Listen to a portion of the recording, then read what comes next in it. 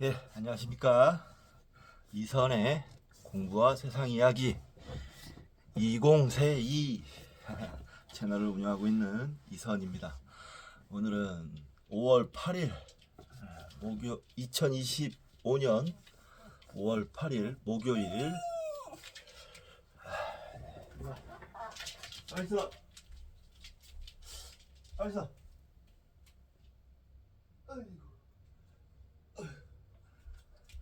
자기 안아달라고 징징거려 놓고서 도망가는 건 무슨 심리일까요, 이 녀석 이거?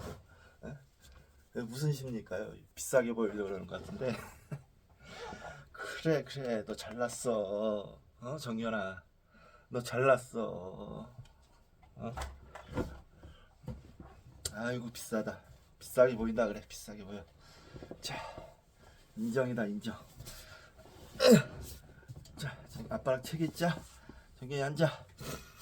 예, 저는 지난 연휴 5월 3일부터 4, 5, 6, 4일 동안 열심히 책도 읽고 공부도 하고 그랬습니다.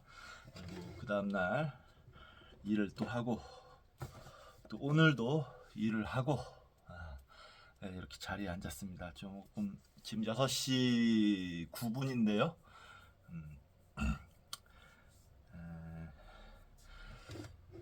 평소 같으면 그냥 좀 쉴 텐데 차라리 책 읽자. 뭐 쉬냐 쉬기는 책 읽는 게 쉬는 거다 라는 생각으로 자리에 앉았습니다. 요즘 그리고 LG 트윈스가 너무 야구를 못해서 좀 안 보려고 해요. 스트레스 받아요. 자, 이번 시간은 아내를 모자로 착각한 남자 3부 이제 들어갔죠. 3부 지난 시간에 회상이라는 챕터를 미디어북으로 읽었고요. 오늘은 억누를 길 없는 향수 279쪽입니다. 맞다. 아이고, 죄송합니다. 네. 자,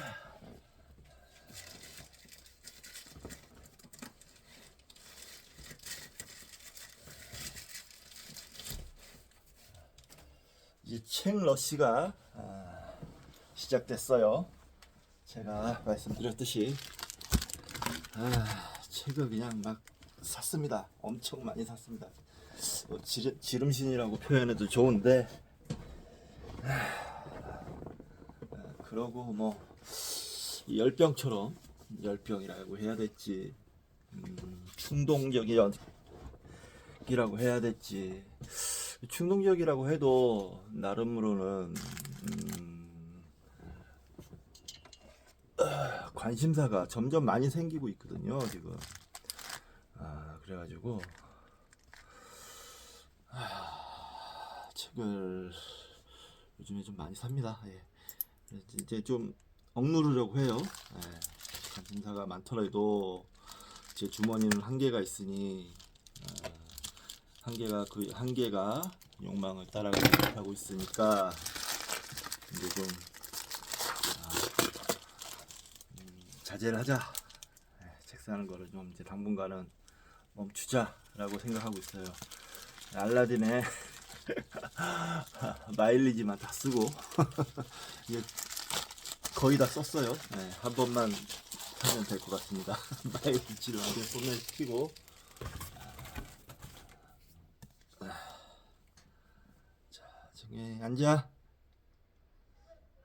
자, 마일리지를 소멸시키고 책 읽는 걸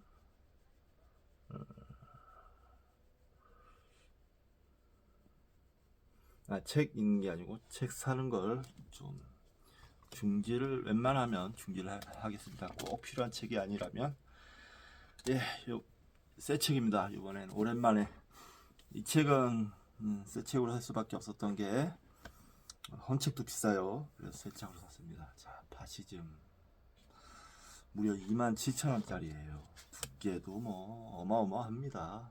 벽돌책이 또 왔어요. 벽돌책이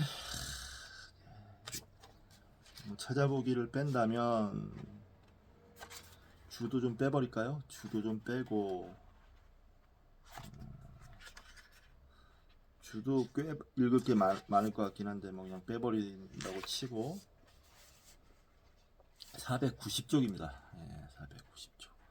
근데 중간중간에 사진들이 좀 많이 있어서 생각보다는 그래도 좀 빨리빨리 생각보단 진도가 좀 빨리 나가지 않을까 싶네요. 글자가 그리고 좀 큰 편이고요. 이 책은 언제 읽을 거냐면 지금 제가 말씀드렸지 않습니까?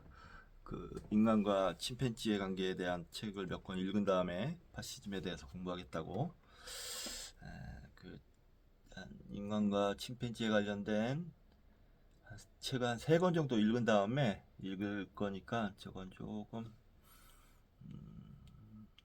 시간이 흐른 후에 읽게 되지 않을까 싶습니다.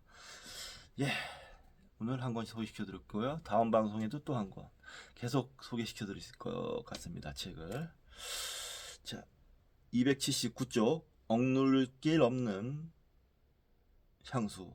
간질과 편두통에 따른 발작 시에는 회상이 이따금 일어나지만 L도파의 투여로 각성된 뇌염 후유증 환자의 경우에는 회상이 종종 일어난다. 그래서 나는 L도파를 신기한 마음의 타임머신이라고 부르게 되었다. 특히 한 환자의 병례가 너무나 극적이었기 때문에 나는 그녀에 대한 논문을 투고한 적도 있다. 그것은 1970년 6월 랜시트지에 실렸으며 지금부터 그 논문을 옮겨 싣고자 한다. 논문에서 나는 회상을 엄밀하게 잭슨식의 의미로 파악했다. 다시 말해서 회상이란 아득한 과거 세계의 기억이 발작적으로 솟구치는 것이라고 생각했다. 그러나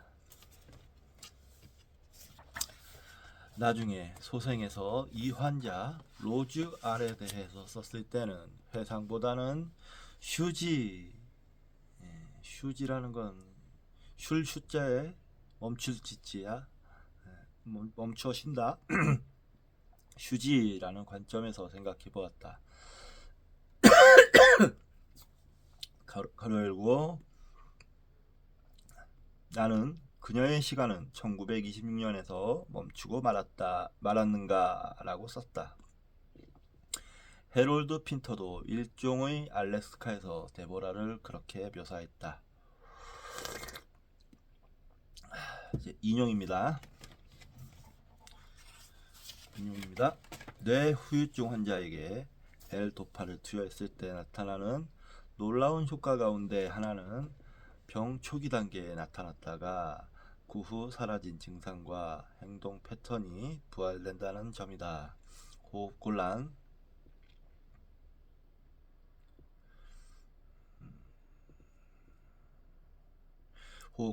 안구운동 발작, 반복적인 운동 과다증과 틱이 재발 혹은 악화된다는 점에 대해서는 이미 말했다. 이 밖에도 잠복 상태에 있던 많은 원시적인 증상, 예를 들면 간대성 근경련증, 대식증, 다음증, 남성 성욕 항진증, 중추성 통증, 강제정동 등이 재발한다는 사실도 밝혀졌다. 좀 더 고등한 기능에 대해서는 복잡하고 정서적인 정신상태, 사고체계, 꿈, 기억 등이 부활 혹은 회복된다는 점도 인정되고 있다. 그것들은 모두 뇌염 후유증에 의한 무감정 상태와 무운동증과 같은 망각 상태 속에서 억압 혹은 저해되어 잊혀지고 있었던 것이다. 여기까지가 인용입니다. L도파의 투여를 통해 강제 회상이 나타난 놀라운 예로 다음과 같은 63세 노부인의 사례를 들 수 있다. 그녀는 18세 때 뇌염 후에 일어나는 진행성 파킨슨병에 걸려 안구 운동 발작이 동반된 거의 지속적인 의식불명 상태에서 24년간이나 병원에 입원해 있었다. L도파를 투여하자 처음에는 파킨슨 증상과 의식불명 상태도 극적으로 해소되고 거의 정상적으로 말하거나 움직일 수 있게 되었지만 이윽고 원시적 충동의 항진에 의한 수의 운동의 흥분이 일어났다. 이것은 다른 몇몇 환자에 의해서도 인정되는 점이었다. 이 기간 동안 환자는 젊은 시절에 대한 향수를 느끼고 그때의 자기 자신으로 기꺼이 돌아가려고 했으며 과거의 성적인 기억을 억제하지 못하고 떠올렸다. 그녀는 녹음기를 구해달라고 하더니 며칠간 음탕한 노래, 저질스러운 농담, 우스꽝스러운 노래 따위를 수도 없이 녹음했다. 그것들은 모두 1920년대 중반에서 후반에 걸쳐서 유행했던 것이며 사교계의 가십 또는 음란 만화에 등장하는 나이트클럽, 뮤지컬 등에서 불리던 것이었다. 녹음기에서는 옛날의 왈가닥 소녀들이 쓰던 시대에 뒤떨어진 말씨나 억양, 당시의 사건들이 되풀이되어 흘러나왔다. 가장 놀란 사람은 환자 자신이었다. 놀라 자빠질 일이에요. 하고 그녀는 말했다. 까닭을 알 수가 없어요. 지난 40년 동안 그런 것을 듣거나 생각한 적이 없으니까요. 아직까지 내가 그런 것들을 기억하고 있었다니 정말 뜻밖입니다. 하지만 지금은 그것이 한시도 쉬지 않고 마음속에 떠들고 있어요. 그녀는 흥분 상태가 계속 심해졌기 때문에 L도파의 양을 줄일 필요가 있었다. L도파의 양을 줄여도 그녀는 쉬지 않고 짓거렸다. 하지만 곧 젊었을 때의 기억을 송두리째 잊었고 녹음해두었던 노래 역시 한 구절도 떠올리지 못했다. 강제회상은 편두통과 간질이 발작했을 때 그리고 최면 상태에 빠졌을 때 나아가 정신병에 걸렸을 경우 등에 일어난다. 대개는 전에도 언젠가 보았던 장면이라는 느낌이 들어 잭슨식으로 말하면 의식의 중복이 일어난다. 그것은 특별한 말, 장면, 특히 냄새 등과 같이 강렬한 기억 항진성 자극을 받으면 그다지 극적이지 않더라도 모든 사람에게 일어난다. 발작성 공동 편시 상태에서도 갑자기 기억이 용솟음 치듯 솟구친다고 하며 주트는 그것을 가리켜 환자의 마음에 수천 가지의 기억이 갑자기 밀려온 상태라고 표현했다. 펜필드와 페로트는 대뇌 겉질의 간질을 일으키는 부위를 자극해서 정해진 형의 기억을 환기시키는 데 성공했으며 발작이란 설령 그것이 자연스럽게 일어난 것이든 인공적으로 유발된 것이든 화석화된 기억을 활성화하는 것이라고 생각했다. 환자는 보통 사람과 똑같이 휴면 상태에 있는 무수한 기억의 흔적을 지니고 있다. 특별한 조건 하에서 특히 흥분 상태가 심할 경우에 그 일부가 활성화되는 일이 있다. 그러한 기억의 흔적은 신경계에 사라지기 어렵게 각인되어 있으며 휴면 상태인 채로 계속 존재하고 있을 것이다. 마치 마음 깊숙이 간직된 과거의 사건들이 대뇌 겉질 하부에 새겨져 있는 것과 같다. 그것이 눈을 뜨지 않는 까닭은 흥분이 결여되어 있기 때문이거나 어떤 억제 요인이 강하게 작용하기 때문일 것이다. 물론 흥분 상태와 탈억제는 효과면에서 같으면서 서로를 유발하기도 한다. 그러나 환자의 기억이 병 중에는 억제되어 있다가 L도파의 투여로 해방된다고 간단하게 단언할 수 있을지는 의문이다. L도파 중추 탐침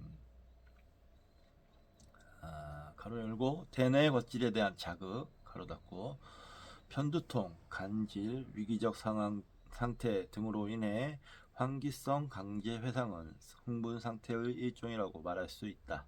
어느 것이든 기억이 해방되는 것임에는 변함이 없으며 과거를 재체험 혹은 재현하는 것이 가능하다.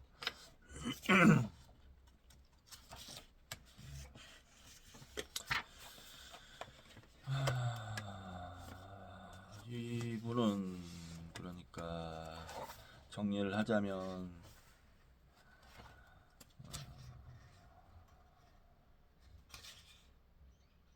18세 때 뇌염에 걸려서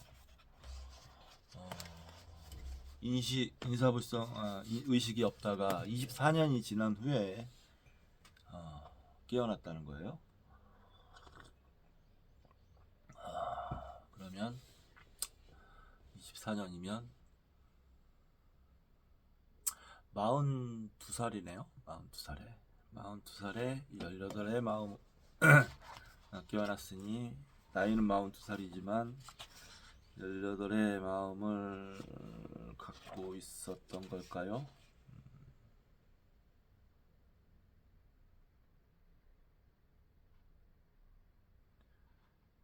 근데 지난 40년 동안이라고 얘기를 해가지고 또 치료기간이 또 더 있었던 건가? 나이는 63세 노부인이라고 돼 있었는데 약간 헷갈리네요, 이 부분이.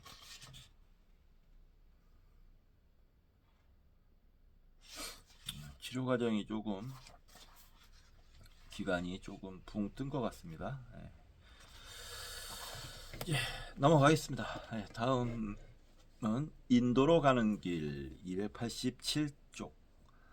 바가완디 피는 악성 뇌종양에 걸려 1978년에 우리 의료원에 입원한 19세의 인도 소녀이다.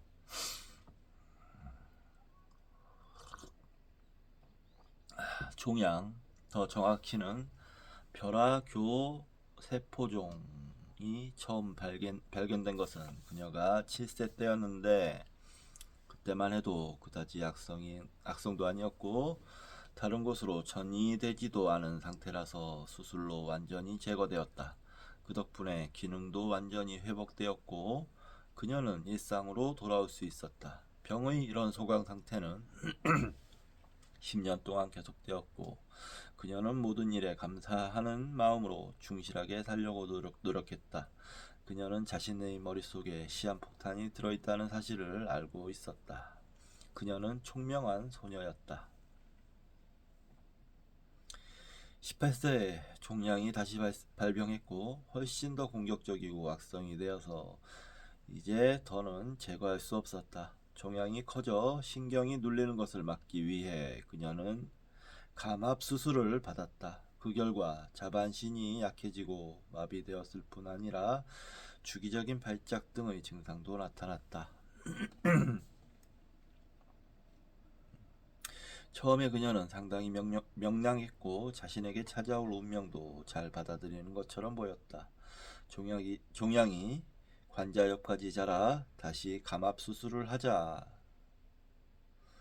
가로 열고 뇌부종을 완화시키기 위해 우리는 스테로이드를 처방했다. 가로 닫고 발작은 더욱 잦아졌다. 심한 경련을 동반한 발작이 처음에도 가끔씩 일어나곤 했지만 지금의 발작은 성질이 전혀 달랐다. 그녀는 의식을 잃지는 않았지만 마치 꿈을 꾸는 듯 아니 꿈속에 빠져있는 듯 했다. 우리는 관자옆 발작이 점점 더 빈번하게 일어나고 있다는 것을 쉽게 알아볼 수 있었다. 뇌파 검사로도 확인되었다. 잭슨에 따르면 이런 관자옆 발작의 특징은 몽롱 상태와 의도하지 않은 회상이라고 한다. 꿈은 처음에는 모호했지만 이윽고 점점 더 분명하고 구체적인 환영으로 바뀌어갔다. 그것은 인도의 풍경이었다. 마을, 집, 정원, 어렸을 때부터 알고 또 좋아했던 장소였기 때문에 바가완디는 곧바로 알아볼 수 있었다. 꿈꾸는 게 괴로운가요? 그렇다면 다른 약을 쓸 수도 있어요. 하고 묻자 그녀는 부드러운 미소를 띠며 말했다. 아니요, 나는 그런 꿈이 좋아요. 고향으로 돌아간 것 같은걸요. 꿈에는 가끔 사람들의 모습도 보였는데 주로 고향의 가족이나 이웃이었다. 사람들은 말을 하기도 하고 노래를 부르기도 하고 때로는 춤을 추기도 했다. 어떤 때는 꿈속에서 그녀가 교회 안에 있기도 하고 묘지에 있기도 했다.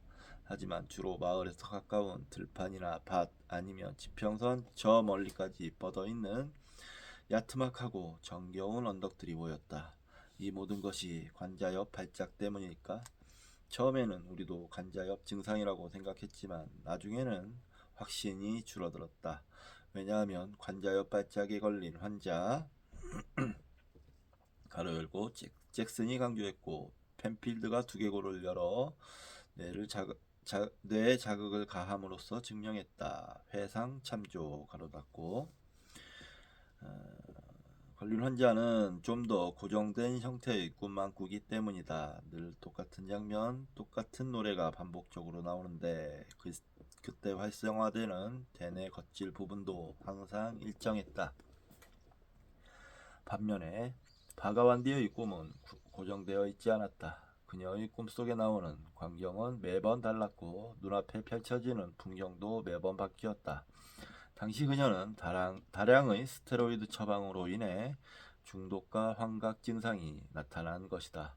그럴 가능성도 있었지만 그렇다고 스테로이드의 양을 줄일 수는 없었다. 그렇게 되면 그녀는 홍수 상태에 빠져 며칠 내에 사망할 수도 있었기 때문이다.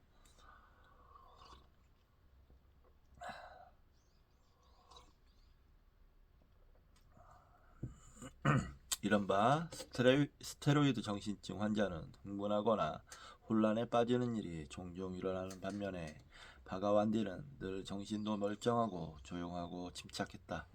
그녀의 증상이 프로이트적 의미의 환상이나 꿈일까? 아니면 정신분열증 환자에게 가끔 나타나는 남몽성 증세의 일종일까?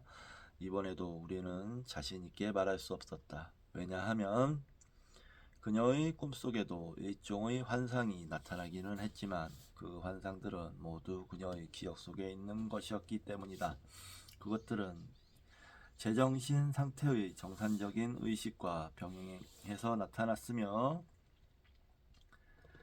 가로 열고 앞에서 보았듯이 잭슨은 의식의 이중화에 대해 말했다. 가로 닫고 정신이 지나치게 한 곳에만 쏠리거나 격렬한 충동 때문은 아니었다. 그것들은 특정한 그림이나 음유시로 나타나기도 했는데 어떤 때는 즐거운 분위기이기도 했고 어떤 때는 슬픈 분위기이기도 했다. 그리고 가끔은 사랑과 보살핌 속에 지내던 어린 시절의 기억이 떠올랐다가 사라지기도 했다. 시간이 지날수록 꿈과 환상은 점점 더 빈번해지고 심해졌다. 가끔씩 나타났던 것이 이제는 거의 하루 종일 지속되었다. 그녀는 마치 체면 상태라도 빠진 듯 넋이 나가 있었는데 눈을 감고 있을 때도 있었고 눈을 뜨고 있을 때도 있었지만 얼굴에는 항상 알 듯 모를 듯 어렴풋한 미소를 띠고 있었다. 볼 일이 있어서 누군가가 그녀에게 다가가 뭔가를 물으면 그녀는 즉시 정신을 차리고 예의 바르게 대답했지만 지극히 현실적인 직원들조차도 그녀가 자신들과는 다른 세계에 있으니 방해해서는 안 되겠다는 느낌을 받을 정도였다. 호기심이 생기기는 했지만 나도 그들과 똑같은 느낌을 받았기 때문에 뭔가를 좀 더 자세히 알아봐야겠다고 나서기가 꺼려졌다. 그러나 한 번, 정말로 딱 한 번은 물어본 적이 있었다. 바가완디야, 무슨 일이 일어나고 있는 거죠? 그러자 그녀가 대답했다. 죽어가고 있어요. 전 고향으로 가고 있어요. 제가 왔던 곳으로 돌아가는 거예요. 어쩌면 이런 게 귀향일지도 모르죠. 한 주가 지나자 바가완디는 이제 더 이상 외부의 자극에 반응하지 않았다. 마치 자기 자신만의 세계에 푹 빠져 있는 것 같았다. 눈을 감고 있었지만 얼굴에는 여전히 행복한 미소를 연하게 띠고 있었다. 한 직원이 말했다. 바가완디 양은 고향으로 돌아가고 있어요. 곧 거기에 도착할 거예요. 사후 후 그녀가 죽었다. 아니 어쩌면 인도로 가는 여행을 이제 막 끝냈다고 하는 편이 더 나을지도 모른다.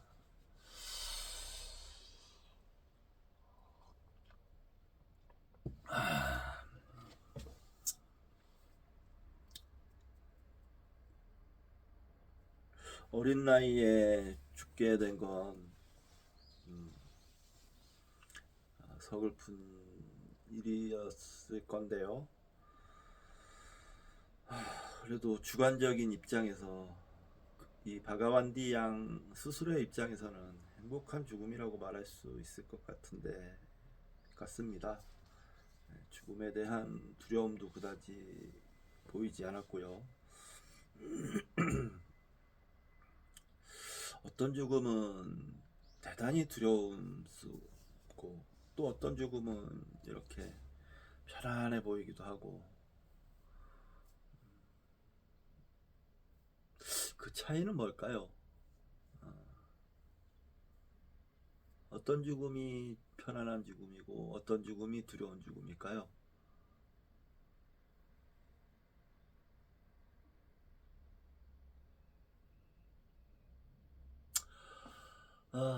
저는 만약에 죽는다면 그 순간에 명상을 하고 싶어요. 명상을.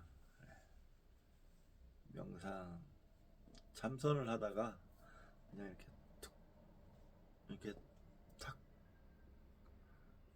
그런 식으로 가고 싶습니다. 예. 그러려면 수행해야 되는데 수행도 부족하고 이게 참 그냥 침묵 속에서 참선을 하다가 숨이 탁 끊어지는 그런 죽음을 원합니다. 저는. 예. 이 바가완디 양이 흡사하네요. 제가 원하는 죽음과 흡사하다고 볼 수 있을 것 같습니다. 예. 죽음에 대해서 저는 자주 생각합니다. 예. 피하고 싶지 않고요. 이제 나이도 이제 제가 적지 않은 나이입니다. 나이 50인데 반백살 아닙니까? 반백살. 뭐 백자를 붙이는 건 불합리하다고 생각하긴 하는데 뭐 이제 죽음에 대해서도 가끔씩 떠올리고 그래야죠. 나이가 나이인데 50년 살았으면 글쎄요. 요즘엔 수명이 길어져서 50년이라는 50 지금 나이 50인데도 젊다는 소리 듣고 다니긴 하지만 참 예, 기가 차요. 사실은 저한테 젊다고 막 얘기하는 사람들이 가끔 있는데 저는 속으로 좀 기가 찹니다. 나 안 젊은데 그런 생각을 해요. 근데 좋은 뜻에서 하는 얘기니까 보통은 그렇게 얘기하는 사람들은 뭐 그렇습니다. 근데 이제 뭐 저는 제 스스로는 제 나이가 적지 않다고 생각하기 때문에 죽음에 훨씬 가까워진 나이, 태어나서 훨씬 가까워진 나이죠. 이제 당연히 그러니까 이제 인생의 마무리에 대해서 생각해야 되는 나이라고 생각합니다. 50 지나면 생각해야 됩니다. 자기의 죽음에 대해서, 인생의 마무리에 대해서. 그렇게 생각하면 함부로 살 수가 없어요. 함부로 살 수가 없습니다. 저도 지금 이제 50 딱 되니까 삶에 대한 자세가 조금은 바뀐 것 같아요. 뭔가 좀 더 의미 있게 살고 싶고 하고 싶었던 일을 좀 더 많이 하고 싶고 그동안은 용기가 없고 게을러서 못했던 일들 그런 일들은 이제 더 이상은 미룰 수 없겠다. 살 날도 얼마 살 날이 살아온 날보다 살아갈 날이 훨씬 적은 이 마당에 그런 생각이 드는 겁니다. 예. 그렇게 생각하고 있고요. 잠시 쉬었다가 하도록 하겠습니다. 예. 야 이놈아.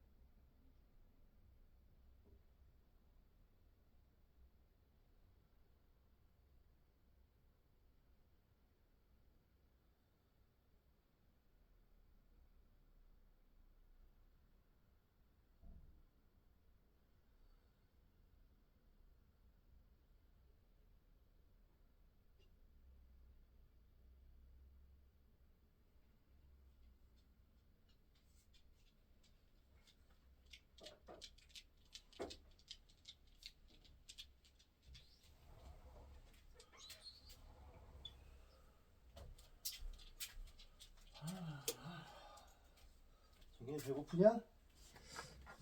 좀만 기다려. 조금만 이따 밥 먹자. 맞지?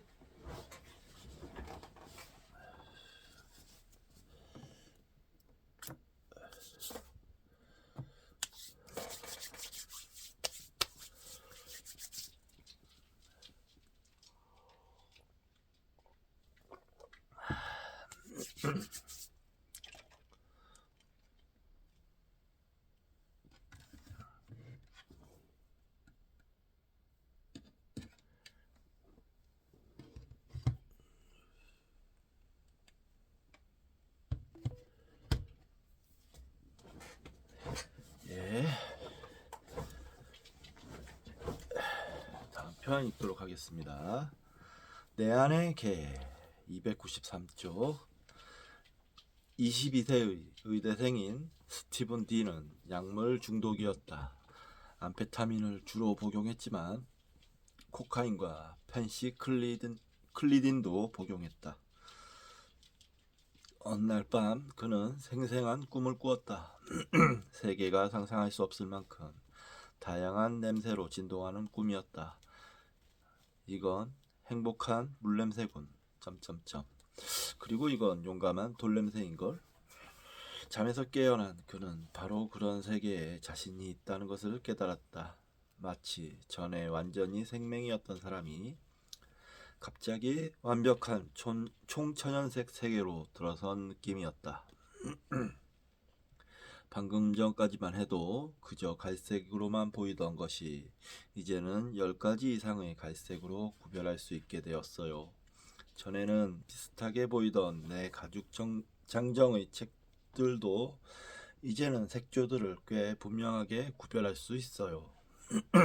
실제로 그는 색채 감각이 향상되었고 시각 감각도 선명해진 데다 기억도 극도로 강화되었다. 전에는 결코 그림을 그릴 수 없었고 마음속으로 뭔가를 볼 수도 없었어요. 하지만 이제 마치 내 마음속에 카메라 루시다를 가지고 있는 것 같아요. 마치 종이 위에 투시된 것처럼 모든 것이 보이고 내가 본 것을 단지 윤곽만 그리는데도 아주 정확한 해부도를 그릴 수 있어요. 하지만 그의 세계를 정말로 변화시킨 것은 예민한 후각이 아니었다. 내 자신이 개가 된 꿈을 꾸었어요. 그건 냄새의 꿈이었어요. 그리고 지금 잠에서 깨어보니 냄새로 가득한 세계였어요. 다른 감각들도 모두 전보다 강화되었지만 후각에 비할 바는 아니었어요. 그리고 이 모든 것과 함께 잃어버린 세계, 반쯤은 잃어버리고 반쯤은 기억이 나는 그 세계에 대해 몸소리 쳐질 정도로 열렬한 감정과 기묘한 향수 같은 것이 생겨났다.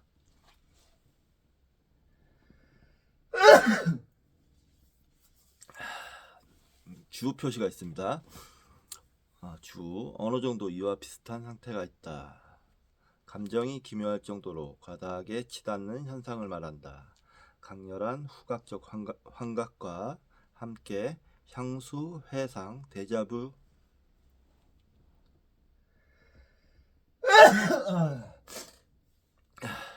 등이 나타나기도 하는데 이는 갈고리랑 발작의 특징이기도 하다.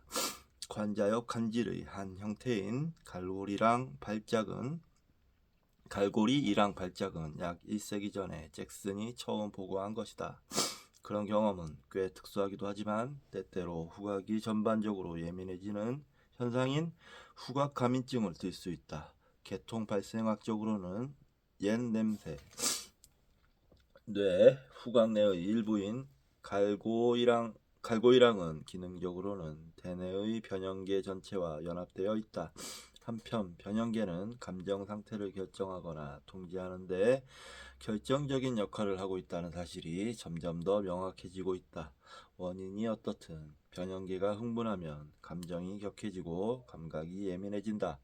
이 주제와 관련해서는 데이비드 베어 1979년여가 곁가지 연구를 포함해 매우 자세한 연구를 진행시켜왔다. 그는 계속 말했다. 향수 가게에 들어갔어요. 전에는 코가 그렇게 예민하지 않았는데 이번에는 향수 냄새를 금방 구별했어요. 향수 냄새 하나하나가 각각 독특했고 뭔가를 생각나게 해주고 아무튼 그 자체가 하나의 세계라는 것을 발견했어요. 그는 친구들과 환자들을 구별할 수도 있었다. 냄새로. 병원에 가서 마치 개처럼 코를 킁킁거리며 냄새를 맡았어요. 그렇게 냄새를 맡아보니 눈으로 보기 전에 그곳에 있는 20명의 환자들을 금방 알아차릴 수 있었어요. 사람은 모두 각자의 얼굴 냄새가 있었어요. 후각골상학이라고나 할까요? 아무튼 사람의 얼굴 생김새보다도 냄새가 훨씬 더 생생하고 더 암시적이죠.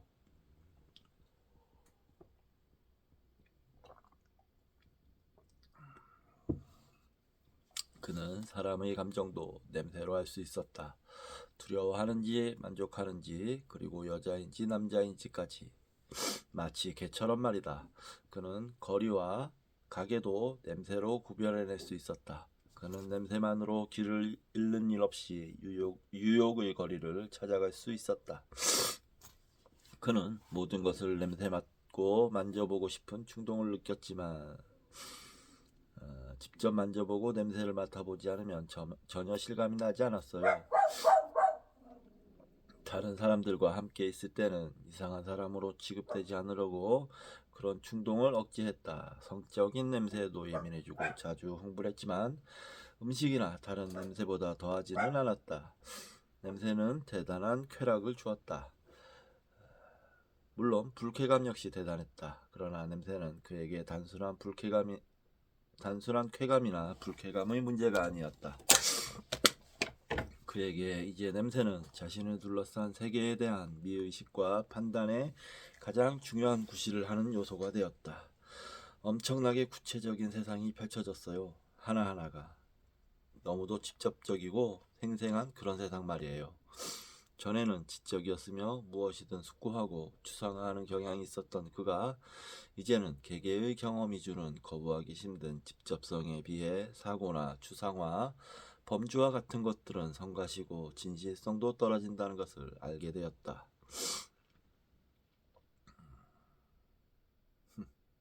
이런 기이한 변신은 그로부터 3주 후에 갑작스럽게 끝이 났다. 후각을 포함한 모든 감각이 정상으로 되돌아온 것이다. 예전 상태로 돌아온 그는 아쉬움과 안도감을 동시에 느꼈다. 핏기도 없고 감각도 희미할 뿐더러 구체성도 떨어지고 추상적인 세상으로 돌아온 것이다.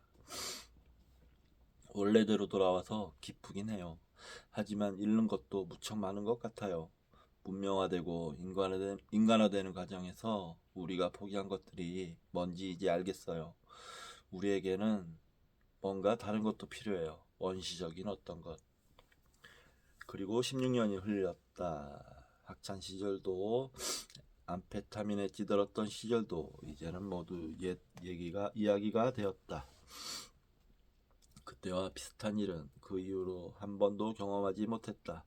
총만 받는 젊은 내과 전문의가 된 스티브는 친구이자 동료로서 나와 함께 뉴욕에서 일하고 있다. 후회할 것은 하나도 없지만 그래도 그는 때때로 향수에 잠기곤 한다. 냄새로 가득 찬 세계. 너무도 생생하고 너무도 현실적인 그런 세계였답니다. 마치 다른 세상에 와 있는 느낌이었어요. 순수한 지각의 세계. 모든 게 선명하고 생기 있는 자족적이고 충만한 그런 세상이요. 그럴 수만 있다면 언젠가는 그 시절로 돌아가 다시 한번 개가 되고 싶다는 생각도 가끔은 든답니다. 프로이트는 인간의 후각에 대해 인간이 성장하고 문명화되는 과정에서 억압된 희생양이라고 쓴 적이 여러 번 있다. 그는 인간이 직립을 하고 전 생식기 단계의 원초적인 성욕이 억압당하는 과정에서 후각도 함께 억압당한다고 가정한 것이다. 시각이 지나치게 혹은 병리적으로 예민해지는 현상은 성도착증, 물품 음란증의 경우에 흔히 나타나며 퇴행이나 도착과 연결된다는 사실이 실제로도 보고되어 왔다. 주 표시가 있습니다. 이에 대해 A.A. 브릴 1932년은 후각이 극히 예민한 동물, 예를 들면 개, 미개인, 어린아이 등과 비교해서 자세히 설명했다. 그러나 스티븐에 의해서 보인 탈억제는 그보다는 훨씬 더 일반적으로 보이며 비록 흥분, 가로 열고 아마도 암페타민으로 인해 유발된 흥분일 것이다. 가로 닫고 흥분을 동반하기는 했지만 특별히 성적인 것이나 성적인 퇴행과 연관된 것도 아니다. 이와 유사한 후각 과민증 가로 열고 때로 발작을 동반하기도 한다. 가로 닫고 증은 도파민 과민 상태에서도 발생할 수 있고 뇌 후유증 때문에 L도파를 투여받는 환자나 투렛 증후군 환자들의 경우에도 발생한다. 어쨌든 억제가 가장 기본적인 지각 단계에서도 흔히 볼 수 있는 현상이라는 것만큼은 확실하다. 그리고 세련되고 번뇌화되고 감정에 좌우되지 않는 식별력을 갖추기 위해서는 헤드가 원시 감각이라고 이름 붙인 아직 분화되지 않은 원초적인 느낌에 대한 억제가 필요하다. 이러한 억제의 중요성은 프로이트주의자들에게처럼 가소평가될 수 있는 것이 아니다. 또한 브레이크주의자들처럼 억제에서 벗어나는 것을 찬양하거나 낭만화시켜서도 안 된다. 헤드가 암시했듯이 우리가 개가 아닌 인간으로 존재하려면 아마도 억제가 필요할 것이다. 주 표시가 또 있습니다. 헨리 헤드에 대한 조너선의 밀러의 평, 더 도그 베네스 더 스킨, 리스너 1970년 참조. 그러나 스티븐의 경험은 G.K. 체스터턴의 시 쿠들의 노래를 떠올리게 한다. 우리도 가끔은 사람이 아니라 개가 될 필요가 있다. 그러면서 시입니다. 시 낭송해 드리겠습니다. 코가 없어져 버렸다네. 이브의 타락한 후예들은 점점점. 오, 물의 행복한 냄새, 돌의 용맹한 냄새.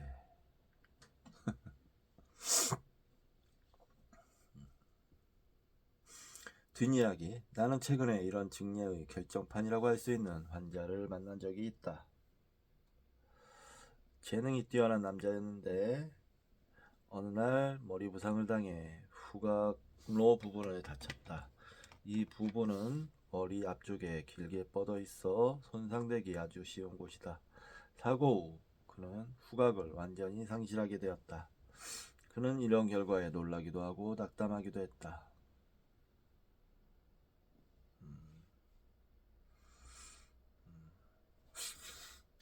저도 후각이 좀 안 좋은 편이긴 한데 후각 그런 건 생각해 본 적도 없어요. 보통 때 누가 그런 게 있다는 걸 의식이나 하겠어요. 하지만 막상 후각을 잃고 보니 눈이 보이지 않는 거랑 똑같았어요. 인생의 맛을 꽤 많이 잃어버렸죠. 사람들은 모를 거예요. 냄새에 얼마나 많은 맛이 있는지를. 사람들 냄새를 맡고 책 냄새를 맡고 도시 냄새를 맡고 봄 냄새를 맡지요. 물론 의식하지는 못할 거예요. 그래도 모든 것의 뒤에는 온갖 풍요로운 냄새가 있답니다. 그렇듯 풍요로운 세상이 어느 날 아주 빈곤한 세상으로 돌변해버린 거예요. 그는 극심한 상실감과 함께 간절한 바람을 갖게 되었다. 제대로 된 후각을 되찾고 싶다는. 그동안 별로 관심조차 없었던 그나마 지금은 삶의 뒤편으로 완전히 물러나 버린 것 같은 후각 세계를 다시 기억해내고 싶다는 욕망이 생긴 것이다. 그리고 몇 달 후 깜짝 놀랄 정도의 기쁜 일이 생겼다. 맛도 없고 그저 그랬던 모닝커피에서 다시 그윽한 향기가 나기 시작한 것이다. 그는 시험삼아 파이프 담배를 입에 대지 않은 채 불만 붙여보았다.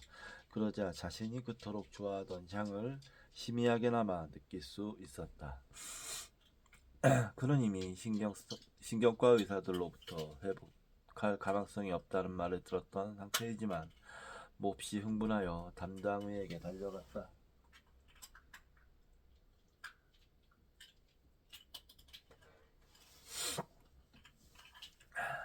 그러나 이중맹검법을 써서 세밀하게 검사를 한 담당의는 말했다. 아닙니다. 유감스럽게도 이건 회복의 조짐이 아니에요. 여전히 완전한 무후각증입니다. 아무튼 파이프 담배와 커피 냄새를 맡으셨다니 이상한 일이긴 하군요. 중요한 것은 그가 손상을 입은 곳이 대뇌피질이 아니라 후각노뿐이라는 것이다. 그에게 일어난 일은 아마도 후각과 관련된 이미지가 너무나 강렬하게 발달한 나머지 생긴 통제된 환각증일 것이다.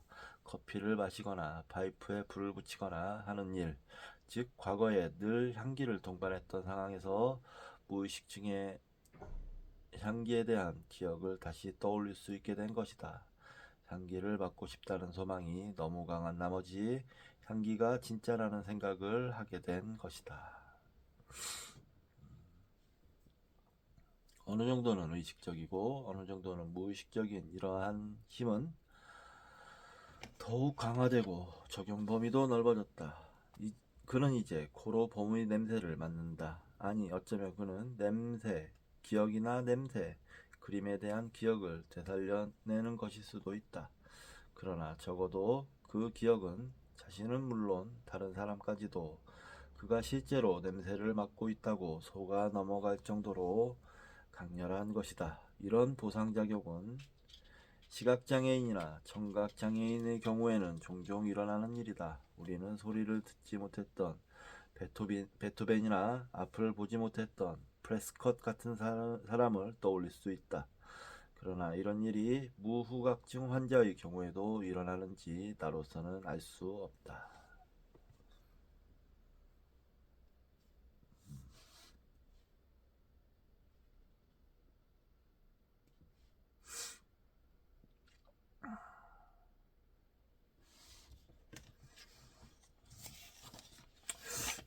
분명히 이거는 보상작용 같은데요. 예. 그 냄새를 맡는 저 후각로 부분이 손상됐는데 대뇌피질은 손상되지 않아서 대뇌피질에서 이제 보상의 형태로 작동을 한 것 같습니다. 결국에는 이 뇌에서 냄새까지도 조작을 하고 그런 거네요. 뇌라.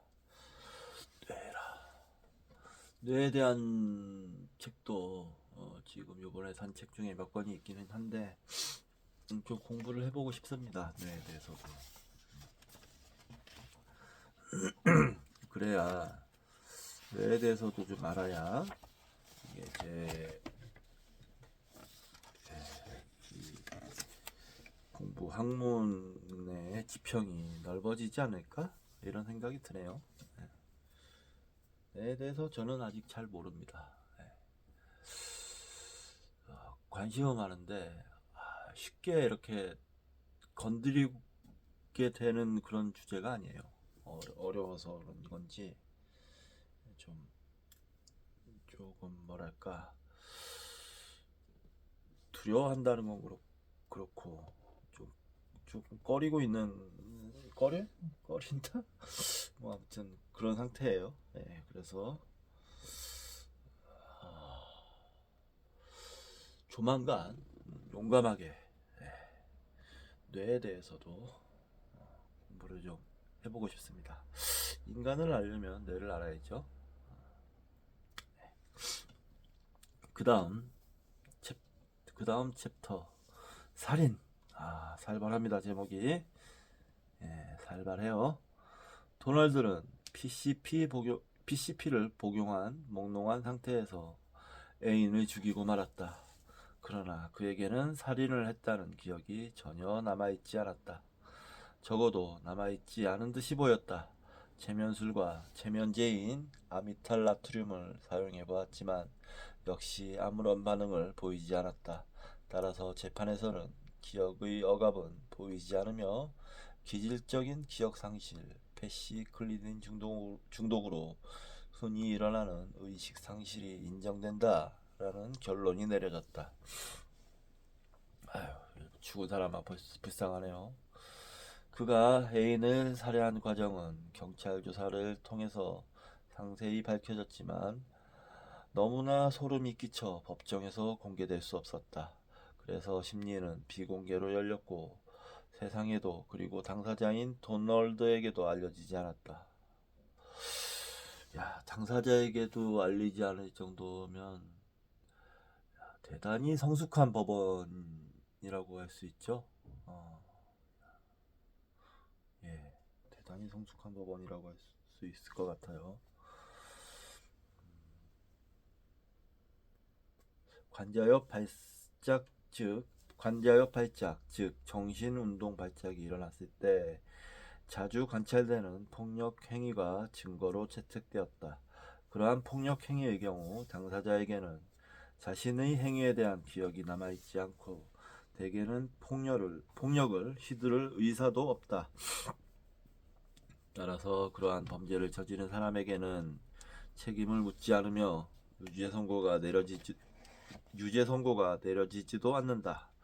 그렇다 해도 당사자 자신이나 타인의 안전을 고려해서 그런 죄를 저지른 자는 수감된다.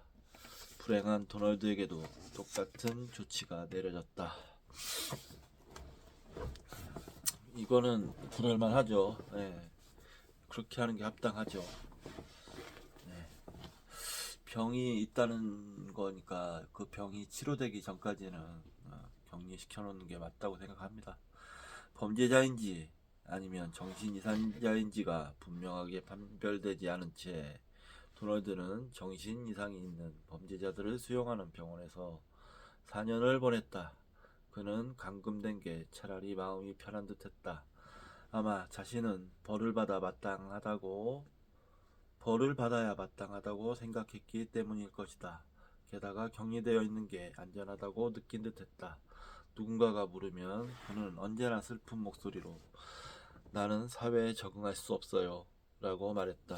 병원에 수용되어 있으면 느닷없이 자신을 제어할 수 없는 상태에 빠져도 안전했고 마음도 놓였다.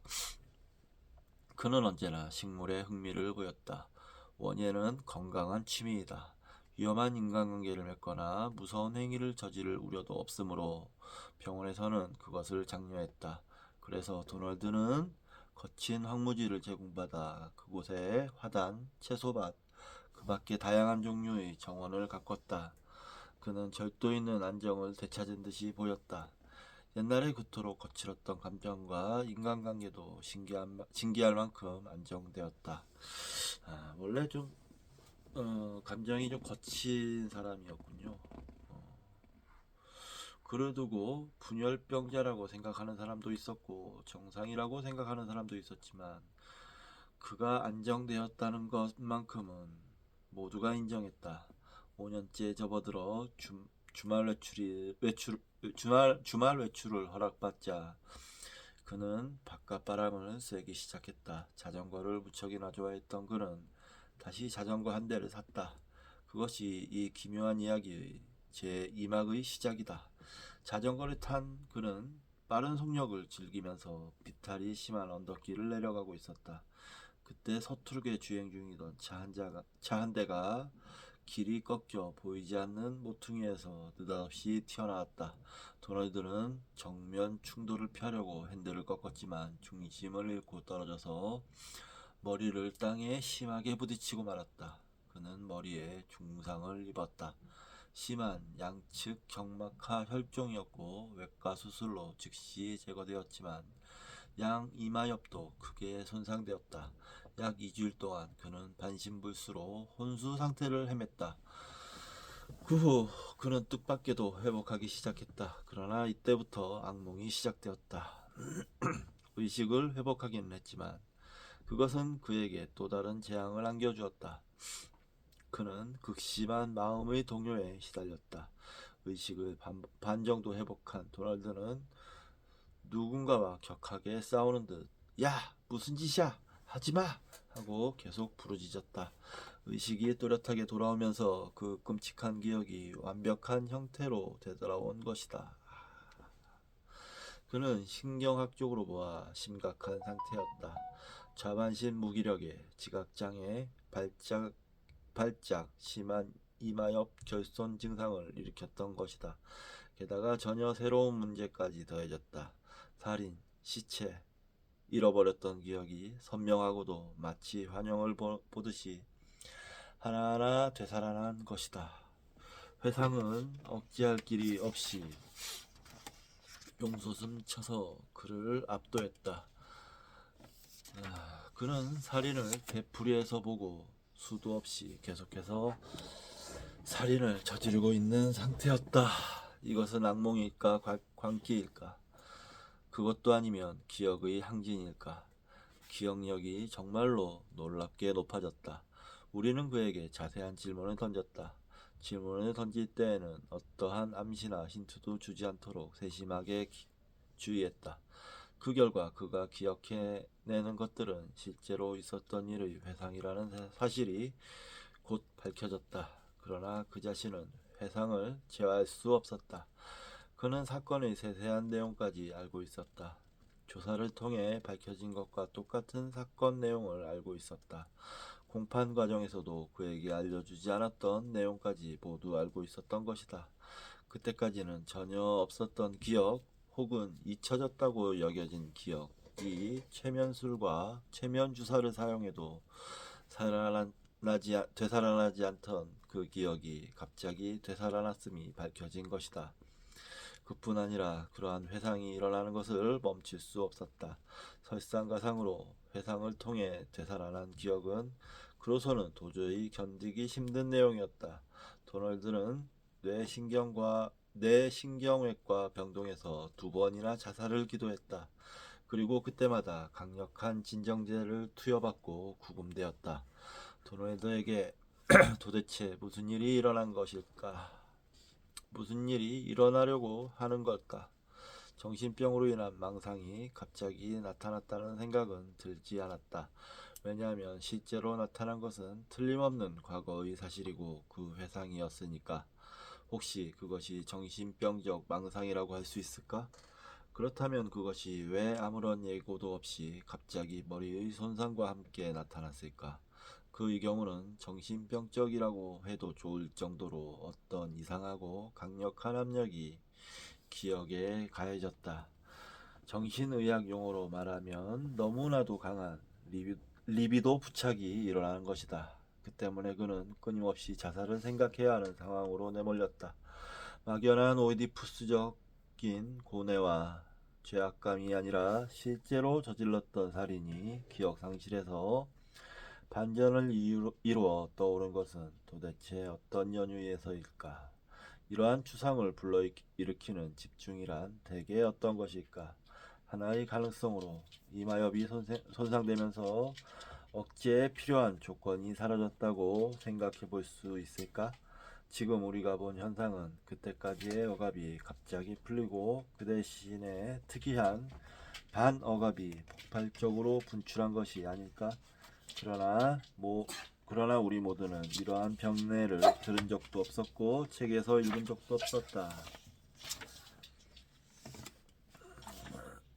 이마엽 증후군에서 일반적으로 탈억제가 관찰된다는 점은 모두가 잘 알고 있었다. 그런 때에 탈억제에서는 예를 들면 충동적인 익살, 수다, 요설, 호색 등이 관찰되고 그 무엇에도 구애받지 않고 제멋대로 행동하는 태도가 엿보인다. 그러나 당시의 도널드에게서는 그러한 변화를 관찰할 수 없었다. 적어도 충동적이지 않았고 제멋대로 충동에 따라 행동하지도 않았다. 그의 성질과 판단, 인격은 전과 조금도 다름없었다. 도무지 억누를 길 없이 나타나 그를 괴롭히고 고뇌에 빠뜨리는 것은 단 한 가지.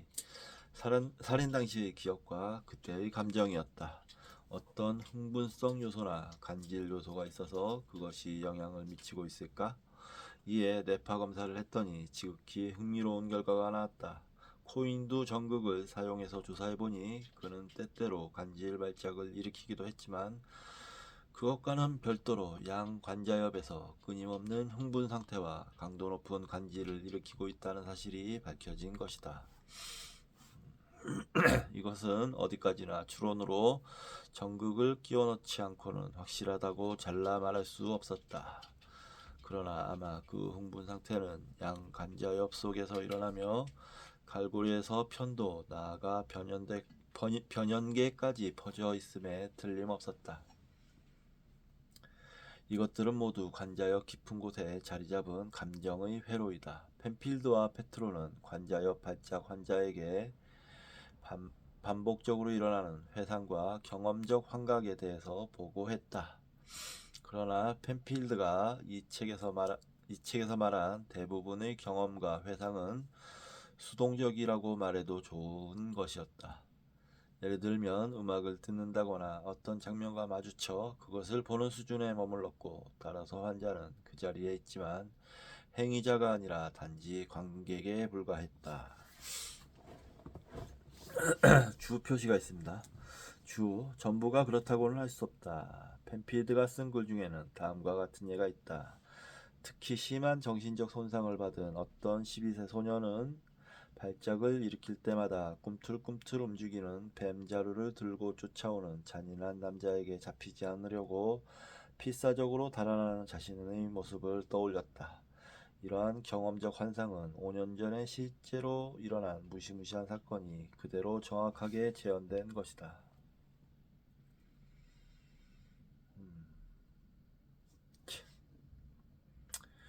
환자가 어떤 행위를 다시 경험하거나 다시 하는 듯한 느낌을 맛보는 예는 지금까지 누구도 들은 적이 없다. 그런데도 도널드에게는 그런 일이 일어났다. 그러나 명확한 판단을 내릴 수는 없었다. 그렇기 때문에 여기에서는 그 후 어떻게 되었는가를 쓸 수밖에 없다. 몇 년이 걸리기는 했지만 도널드는 젊음, 운, 시간, 자연적인 회복력, 손상되기 이전에 지니고 있던 뛰어난 기능들 덕분에 눈에 띄게 회복되었다. 이마엽의 기능을 대체하는 로리아식 치료법도 회복에 도움을 주었다. 그의 이마엽 기능은 현재 거의 정상이다. 몇 년 전부터 사용한 새로운 항간질제 덕분에 관자엽 발작이 효과적으로 억제된 것이다. 아마 여기에서도 자연적인 회복력이 큰 힘을 발휘했을 것이다. 나아가 효과적인 정신요법을 정기적으로 세심하게 실시한 결과 초자아로 인한 가혹한 자책도 수그러지고 그 대신 좀 더 원만한 자아가 도널드를 지배하기에 이르렀다. 그러나 무엇보다 중요한 사실은 도널드가 정원 가꾸는 일을 다시 시작했다는 점이다. 정원을 손질하고 있을 때 마음이 제일 포근해요. 식물에는 애고가 없으니 다툼이 일어날 일도 없잖아요. 그러니 감정을 해치는 일도 없어요. 하고 그는 말했다. 프로이트가 말했듯이 노동과 사랑이야말로 궁극적인 치료법인 것이다. 도널드는 살인사건을 조금도 잊지 않았고 기억을 다시 억압하는 일도 하지 않고 있다. 억압하려고 해도 가능한 일이 아니니까. 그러나 기억을 억압하지 않더라도 기억으로 인해 시달리는 일은 없다.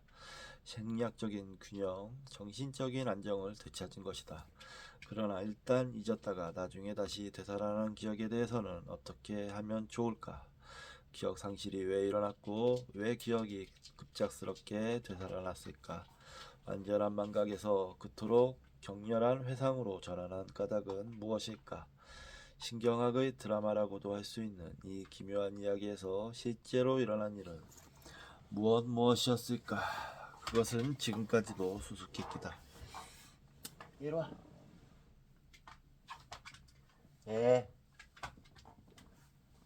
에이고 이놈아.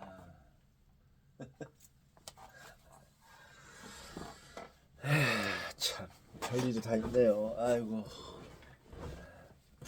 별일이 다 있습니다. 참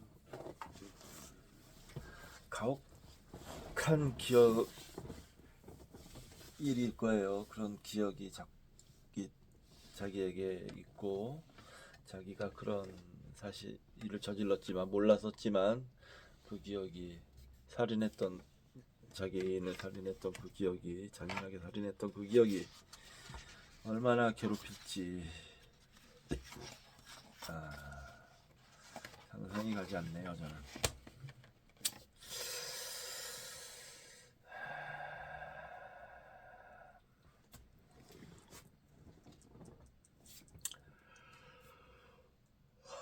힐데가르트의 환영 3부의 마지막 에피소드인 것 같습니다. 힐데가르트의 환영. 어느 시대나 종교 문헌은 환영에 대한 묘사로 가득 차 있다. 문헌 속에 나오는 사람들은 숭고하고 무어라 말할 수 없는 느낌을 눈부신 광채와 함께 경험했다. 윌리엄 제임스는 이것을 환영, 즉 시각 이외의 감각 자극에 의해 생기는 시감각 타각시라고 번역한다. 포티즘이라고 돼 있네요. 포티즘. 환영이라고 했다. 대부분의 경우 이러한 경험이 히스테리성 황홀 때문인지 혹은 정신병적인 황홀 상태인지 아니면 간질이나 편두통 혹은 중독 때문에 생겨난 상태인지를 확인하는 것은 불가능하다.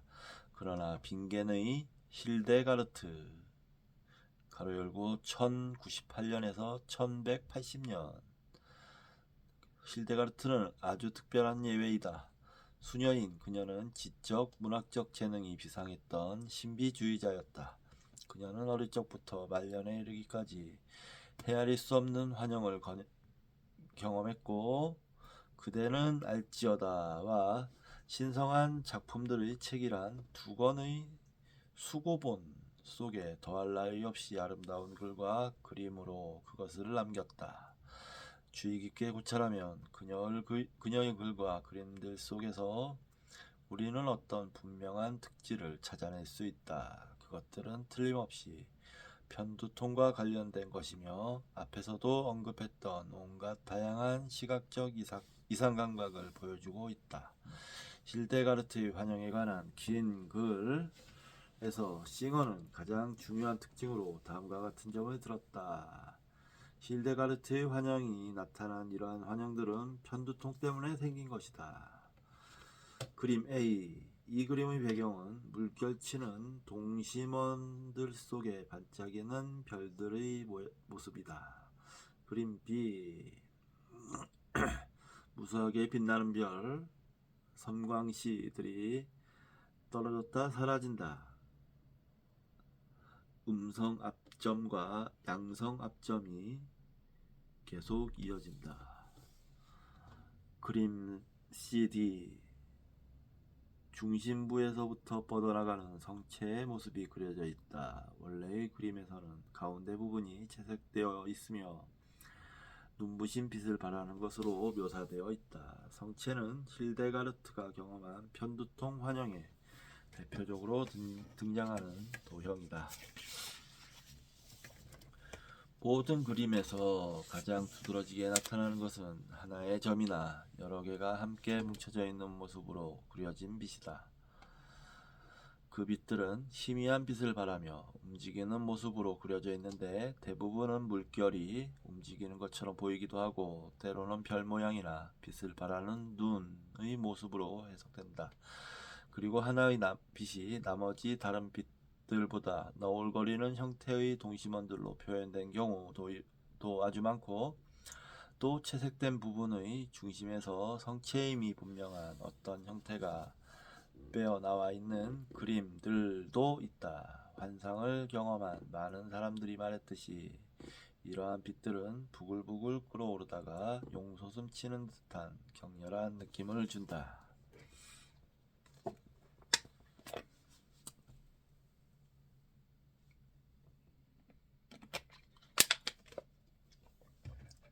힐데가르트는 이렇게 썼다. 내가 환영을 본 것은 잠을 자고 있을 때도 아니고 꿈을 꾸고 있을 때도 아니고 그렇다고 미쳐 있을 때도 아니다. 세속의 눈으로 본 것도 아니고 육신의 귀로 본 것도 아니다. 열려진 장소에서 주의를 기울이면서 영혼의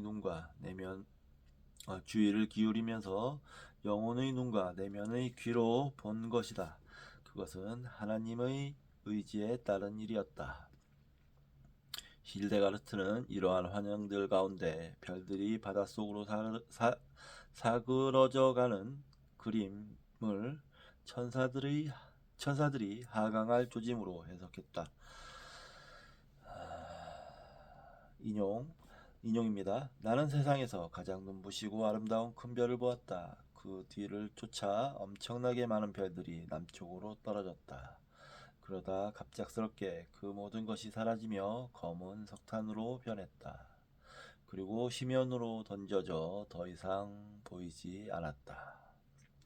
이것이 힐데가르트의 우의적 해석이다. 이것을 문자 그대로 해석하면 그녀는 시야를 가로지르는 무수한 섬광시를 경험했고 그 궤적이 음성 암점에 들어온 것이다. 성체의 형태를 띤 환영들은 신을 향한 사랑과 빛나는 신자에 나온다. 찬란하게 빛나는 선명한 점에서 뻗어나가는 이러한 두 개의 환영이 합쳐진 것이 첫 번째 그림이며, 그녀는 그 성체들을 하느님의 도시에 있는 건조물이라고 해석했다. 극도로 열광적인 상태에서 그녀는 이런 아우라를 경험하게 된다. 이것은 극히 드문 경우이긴 하지만 최초의 섬광이 만들어낸 궤적을 따라 두 번째 암점이 생기는 경우이다. 내가 보고 있는 빛이 어디에서 오는 것인 인용입니다. 내가 보고 있는 빛이 어디에서 오는 것인지 나도 모르지만 이 빛은 태양보다 훨씬 더 밝게 빛나고 있다. 그 빛의 높이도 길이도 폭도 확인할 길이 없지만 그래도 나는 그것에 생명이 깃든 빛의 구름이라는 이름을 붙였다. 태양과 달과 별의 빛이 수면에 비치듯 인간이 글로 쓴 것, 말한 것, 미덕과 행동들이 모두 내 앞의 바로 그 빛 속에서 빛나고 있다. 때때로 나는 나 자신이 생명이 깃든 빛 그 자체라고 이름 붙인 또 하나의 빛을 발견하기도 한다. 그것을 보고 있노라면 모든 슬픔과 고통을 잊고 나 자신 늙은 여인네가 아닌 순수한 소녀로 돌아가게 된다.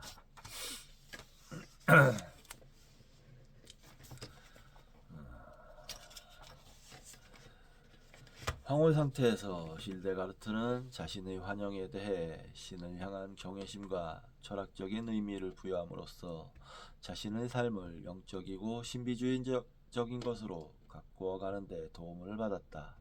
대다수 사람들에게는 환영이 하찮고 꺼림직하고 아무런 의미도 없는 생리적인 현상일 수도 있겠지만, 선택된 소수의 사람들에게는 지구한 황홀감에서 나오는 영감의 원천이 될 수도 있다. 이런 예를 우리는 도스토옙스키에서 찾을 수 있다. 간지의 증세가 있던 그는 황홀감에서 나오는 아우라를 자주 경험하곤 했다. 그에게 그것은 대단히 중요한 경험이었다. 인용입니다. 아마 도스토옙스키의 말인 것 같아요. 불과 5, 6초밖에 안 되는 짧은 순간에 불과하지만 영원한 조화와 존재를 느낀다. 놀랍도록 분명하게 모습을 드러내어 우리를 황홀경에 휩싸이게 한다는 것, 그것이야말로 정말 무시무시한 일이다. 만약 이러한 상태가 5초 이상 지속된다면 우리의 영혼은 그것을 견디지 못하고 소멸될 것이다.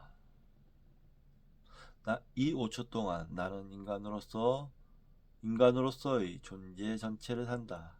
그것을 위해서라면 나는 내 모든 생명을 걸 수도 있을 것이고 아깝다는 생각도 들지 않을 것이다.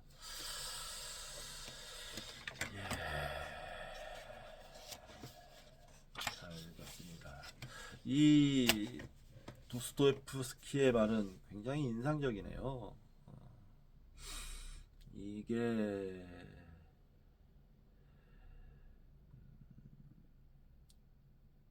그 불교에서 깨달음의 모습과 좀 유사합니다. 깨달음이 일어날 때 모습과 유사한 부분이 있어요. 존재 전체를 산다 이런 느낌으로 이런 말들을 하곤 하시거든요. 전체로서 산다 이런 식의 깨달은 분들이.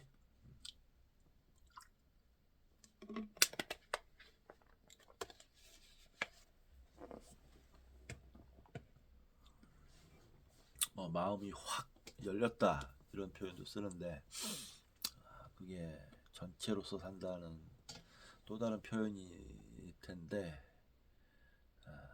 이 세상과 내가 이게 분리되지가 않는 그런 느낌을 갖는 모양이에요. 네, 궁금합니다. 어떤 것일지. 자, 저도 그런 경험을 하게 됐으면 좋겠어요. 제 3부 이제 끝났습니다. 오늘은 이제 여기까지만 하고 전 내일 전라도 남도 장성에 갔다가 아침에 물건을 싣고 와서 내일 모레 부산에 물건을 내릴 예정이거든요. 광주에서 물건을 싣고 내일 그래서 하루 종일 아마 일을 하게 될 것 같습니다. 내일은 그러니까 촬영을 못 할 거고 이제 토요일도 일을 하게 되는 건데 상황 봐서 다음 주 정도에 좀 일을 하루 정도 쉬든지 그렇게 해서 하게 될 것 같습니다. 이번 달은 좀 근데 돈도 좀 벌어야 돼요. 지난달에 좀 목표 달성을 못했기 때문에 이번 달은 돈도 좀 벌어야 됩니다. 예, 오늘 여기서 마치도록 하겠습니다. 다음 시간에 뵙겠습니다.